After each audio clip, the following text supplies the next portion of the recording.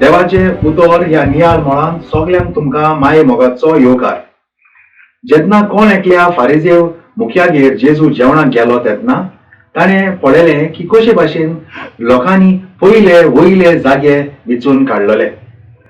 थोड्या वेळा उपरांत जेजू तांकां सांगता, तुका लग्नाच्या जेवणाक कोण आपयत तेन्ना वचून मानाचे सुवातेर बसूं नाका, कित्याक तुजेहून अदीक मानातील दुसऱ्या कोणाक ताणें घोडयेक आपयला जायत आनी तुमकां दोगांयकूय आपयल्यात तो थंय येवन तुका म्हणत, तुजी सुवात हाका दी, आनी तेन्ना लॉस जावन तुवें निमाणी सुवात घेवची पडत.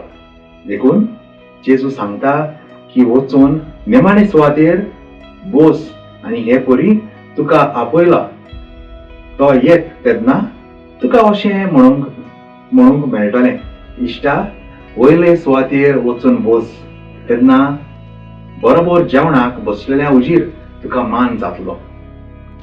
कित्याक आपणाकूच उंच काडटात तांकां देव खाला उडयतलो आनी आपणाकूच कालती जातात आनी करतात तांकां देव उंच काडटलो.